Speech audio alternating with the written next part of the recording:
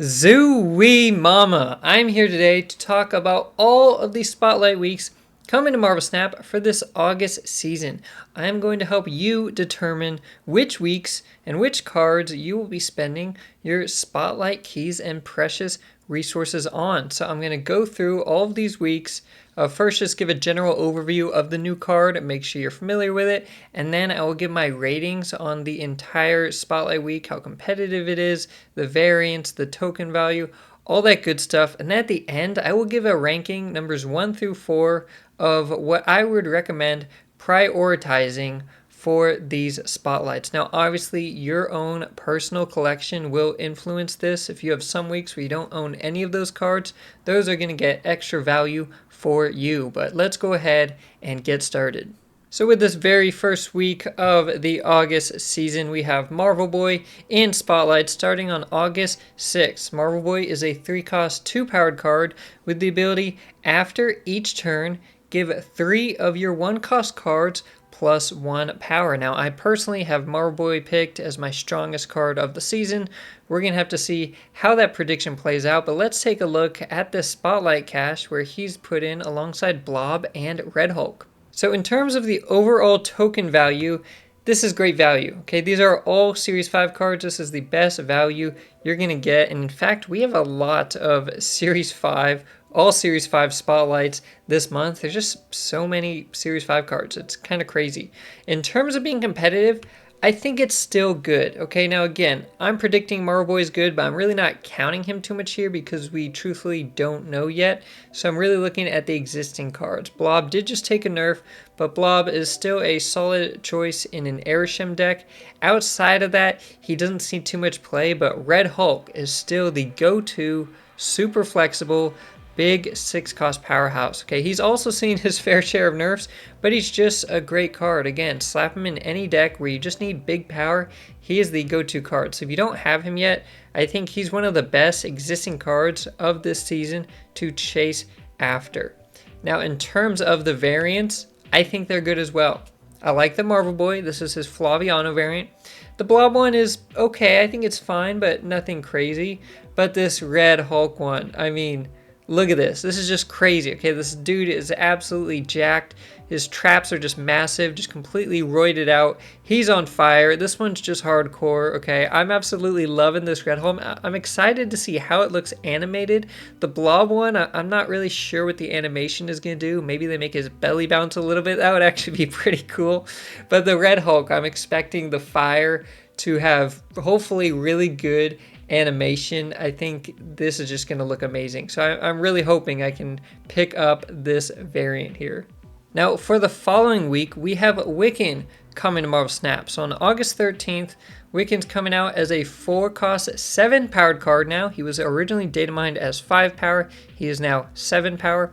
With the on reveal ability, if you've spent all of your energy this game, you get +2 max energy. So if you're going to play Wiccan on turn 4, you need to spend all of your energy on turn 1, on turn 2, and turn 3. Then you go to play him on turn 4, and he's giving you +2 max energy. If you miss any of those turns, maybe turn 1 you didn't play anything, and you floated that energy, well then Wiccan does absolutely nothing, and he's just a 4/7. Okay, now let's talk about Spotlight Week. So on August 13th, alongside Wiccan and Spotlights is the new Loki. Remember, he just got changed through the last OTA. He's now a 3/5 that replaces your deck instead of your hand with your opponent's starting deck. And then we've got Pixie. Well, in terms of token value, again, all Series 5 cards. I don't even think this is something they're going out of their way to do. I just really think there's a ton of Series 5 cards right now, and they're just not dropping down as fast as new Series 5 cards are being added to the game. In terms of being competitive, I think it's okay. And, you know, again, I'm going to kind of remove Wiccan from this situation because we truthfully don't know how he performs yet. I'm looking really just at Loki and Pixie, and Loki seems like he still might be good. Okay, there are some people, and it's very early, it's way too early to call it, but some people, you know, people on Reddit are like, Loki's even better now. Well, in truth, Loki used to have his own archetype. You could play a Loki deck, and then Arishem comes out, and it's like you can play a Loki deck, or you can play an Arishem Loki deck. But now it's really just Airshim Loki. I mean, Loki no longer benefits from cards that fill your hand, like Agent Coulson, Cable, Snowguard, all that good stuff. He's kind of more stuck to Airshim now. Okay, there may be some other decks that like him, but it really seems like Airshim because you're getting half random cards anyways. And so he's just less flexible. Whether he's good, great, or just mediocre now, he is simply less flexible. That means he's less useful for most people's collection. Because if you're not trying to play Airshim Loki, you may not be playing Loki at all. And Second Dinner has also said that they just don't want him to be too strong, right? If he ends up overperforming or still performing at very good rates right now, they'll nerf him again. And that's scary. I don't want to recommend a card that I think is still on the radar to get another nerf. Okay, I think long term, looking at this, even by the time this spotlight comes out, Loki maybe has been nerfed again, right? Or shortly after, and that would suck if you chase after Loki and then he just gets nerfed. So I'm a bit hesitant here to recommend Loki, even though traditionally he's been very, very, very good. And then Pixie is alright. Pixie's very niche. I'm personally not a big Pixie enjoyer. I don't like that level of randomness or RNG. You know, some people really like her and they play her a lot, and then some people just never touch her, and I'm one of those people. So it just depends on your playstyle. So in terms of being competitive, while Loki and Pixie can be good, they're just a bit too niche. And again, I'm really worried about Loki seeing another nerf if he is still good and not just mediocre. In terms of the variants, I think they're okay. I don't absolutely love them. The Wiccan one I think is the best here. Again, this is the Flaviano Spotlight variant. It's really cool. He's got all this magic going between his hands. The Loki one, it's kind of okay. It's kind of cute. It's got the little characters in the back here. But Loki has some really good variants out there, and I don't think this measures up necessarily against those. And the Pixie is, you know, Pixie is a card who I think doesn't have that many great variants in the game.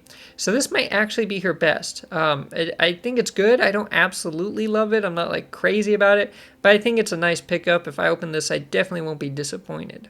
Following week on August 20th, alongside Jeff and Iron Lad, we have Speed coming to Marvel Snap. Speed is a 3-cost, 3-powered card with the ongoing ability +1 power for each turn in which you spent all of your energy. So like Wiccan, Speed is trying to reward you for filling out your energy curve, spending all your energy every single turn. If it's a 6-turn game and you spent all your energy every turn, Speed gets up to a 3-cost, 9-powered stat line. So look at this Spotlight week. In terms of token value, no surprise here. We're seeing the pattern. There's just so many Series 5 cards. So this amazing token value is made just kind of the standard now, and anything worse is made worse. It's bad, right? I mean, if the standard is all Series 5, this really isn't that crazy anymore. In terms of being competitive, I think this is good, okay? Speed removed. Jeff is amazing. Jeff is like the #1 card I recommend to people. Okay, if you don't have Jeff, get Jeff. If you already have Iron Lad and you don't care about Speed, but you don't own Jeff, get Jeff, right? I mean, just open this week. You need Jeff. It's that simple. And Marvel Snap is also doing like a Jeff week, okay, where they're just focusing stuff around Jeff. They might have new like emojis or variants maybe coming to the game. It's all about Jeff. Even this Iron Lad has a Jeff in it. I mean, you need Jeff. So Iron Lad, he's okay. He's fine. You know, I'd give him maybe kind of just a 2-star okay rating.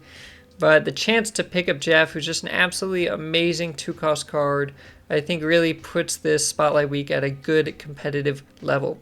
In terms of the variants, I think they're good. I love this Speed variant. Okay, this is my favorite new variant of the month. Again, is Flaviano. The use of colors, the motion here. This one animated is probably going to look amazing as well. The Jeff one, this is his Max Grek variant. I really like the teeth and the reflection of the teeth in the water along with the little rubber duckies. Okay, it's cute and menacing at the same time. And the Iron Lad one's okay. If you really like Jeff, then hey, you got a little robot Jeff in here. If you don't care too much about that kind of thing, then you know the variant probably doesn't do too much for you.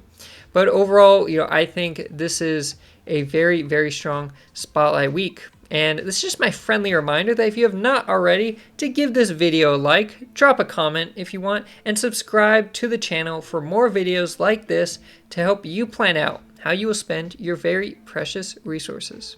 And for the last week of the August Young Avengers season, we have Emperor Hulkling on August 27th in Spotlights alongside Cannonball and Nimrod. Hulkling is a 6-cost, 11-powered card with the ability at the start of the game, copy the text of a random 6-cost card, okay? Not a 6-cost card in your deck or your opponent's deck, just completely random, but he'll get the text right away, whether he starts off in your hand or in your deck. By the time you draw him, you're going to know what ability he has copied.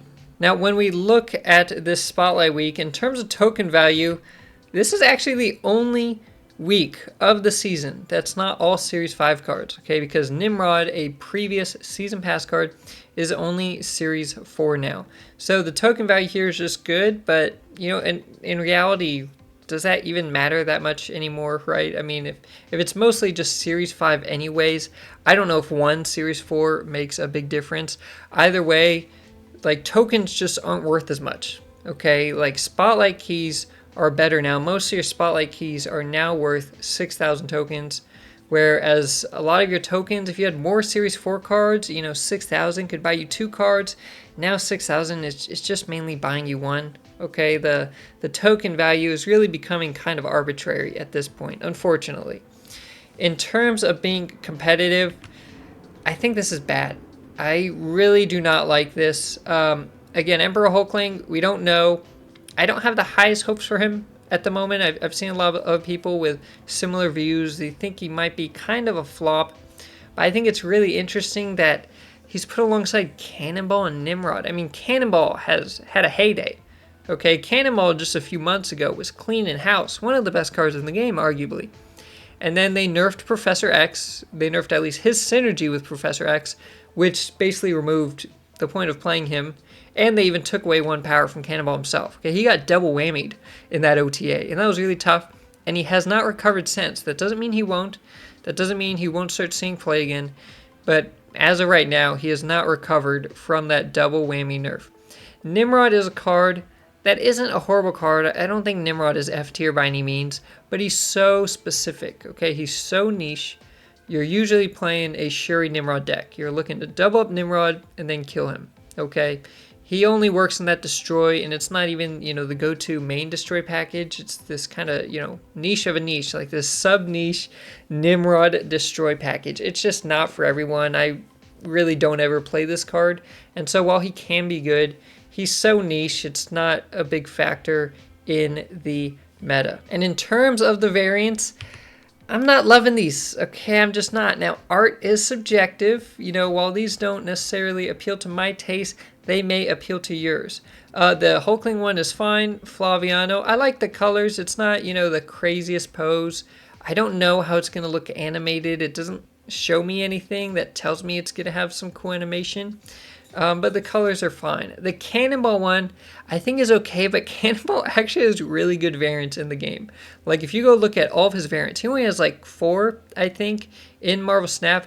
They're amazing, okay? Maybe this one is the 4th, but the other 3 are really cool. I mean, he's got some great variants in the game. So while this one's fine, I'm not going to be running it over my other ones unless the animation with like these little hands or kind of skull people, skeleton warriors, whatever, is really good. Okay, if the animation isn't insane, I'm not running this over my other Cannonball variants. And the Nimrod one is fine, but it looks like some other Nimrod variants. Nimrod has a couple that all kind of look similar, and this one just falls in line with that. So I don't really see a huge reason to chase after this for the variants, but again, art subjective. That could just be me. Now, one thing I find is interesting is for the past couple seasons, it has seemed that Second Dinner has purposely put a really good, or at least a really hyped card in a Spotlight cache with 2 weaker cards. Okay, I remember, you know, Sasquatch had a lot of hype. He was in with some weaker cards, his Series 4 cards. Arishem had a ton of hype and was super OP, basically. And Arishem was in with, like, Hercules and Black Swan. And so the fact that Hulkling's in with Cannonball and Nimrod, who right now aren't seeing too much play, is a bit interesting, because I don't have the highest hopes for Hulkling. But if I was just looking at it from the Spotlight cache, I would think Second Dinner is maybe hinting at Hulkling being good. So it's just kind of conflicting. It's kind of surprising. Maybe it's just a coincidence and they had Cannibal in there from when he was OP. I don't know. I just thought it'd be fun to point out. So now for my rankings of these 4 spotlight weeks in August, which again are going to vary depending on which cards you already own, okay? It's going to depend on your personal collection. You're going to have to see where you have the most value because it's going to differ a bit. In terms of what I think is the worst week to chase after, I do think it's this Hulkling week. Okay, again, maybe Hulkling ends up really good and surprising, but between Hulkling, Cannibal, and Nimrod, I'm really not seeing anything to chase after. Okay, right now, in terms of what's in the meta, none of these cards are seeing play. So I don't see a reason why you should chase after this, and I don't even love the variants personally. Okay, so this is my easy number 4. I think by far I have this as my lowest priority, unless you don't own any of these cards and you really think they're fun and you want to play them. My 3rd spot is actually going to this Wiccan Loki Pixie Week on August 13th. Now, I personally don't have the highest hopes for Wiccan. I'll go into details for why that is when I cover him specifically. But, you know, Pixie's very niche. Again, a lot of people like myself just don't play her, even though she's not horrible. I just don't play her. I don't like that style of deck, okay? It's just not my thing. So you either like her or you don't, okay? She's very polarizing. And Loki, even if he still is currently good, I'm really concerned about him getting nerfed again, okay? I don't think he's ever going to be at the levels where he was when he first came out. And then after he got taken down a notch, I don't think he'll ever be at those levels again. I don't think he's ever just making his own archetype. I think the levels of play that you can get out of him are significantly lower, and it's going to be like that for a long, long time. Okay, you're never going to be able to play him in as many spots, as many times as you used to.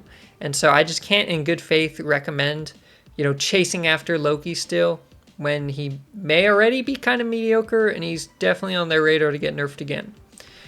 In terms of the second best spotlight week, this one's tough. I think these last 2 are both very good to chase after, okay? And if either of these weeks you don't have Red Hulk or you don't have Jeff, I think they're both very worth it. I'm giving my number 2 spot to this first week with Marvel Boy, okay? I personally think Marvel Boy's going to be really strong. Maybe he's a bit OP. But we don't know for sure. And Blob is now just niche to Erisham, and he just took a small nerf. So really it's Red Hulk that is selling this for me. Okay, Red Hulk himself and this Red Hulk variant, because I already talked about how cool I think it is. Him and Speed, these are my 2 favorite variants of the season. And then number 1, that leaves this Speed week. Now, Speed, I think, is maybe kind of middle of the pack, actually. A lot of people aren't very excited for him. His ability is pretty straightforward, just adds on some power. He's not doing anything crazy or, you know, making a new archetype. But I don't think he's the worst card of the season by any means. I think he's kind of middle of the pack. And like I mentioned before, we got Jeff in here. Okay, this is my number 1 spot because you need Jeff. If you do not have Jeff, what are you waiting for? Okay, why have you not gotten Jeff yet? If you've had chances before and you thought about it but you didn't go after it, this is the time. So in terms of the existing cards, Jeff is my number 1 of this whole season and just in general to go after. Okay, my number 2 is Red Hulk. That's coming out this first week with Marvel Boy. So if you don't own those, definitely have that on your radar. Think, consider building up some spotlight keys ready for the Marvel Boy week and the Speed week on August 20th. So those are my thoughts on all of the spotlights in August. Let me know your thoughts. Let me know which weeks you think are most enticing. Which variants are your favorite? Maybe you disagree with me on which variants I really like or which variants I don't really care for, and you have a completely different view of it or a completely different view of which of these weeks you should be chasing after. Let me know in the comments down below. And until then, stay positive. I'll see you next time.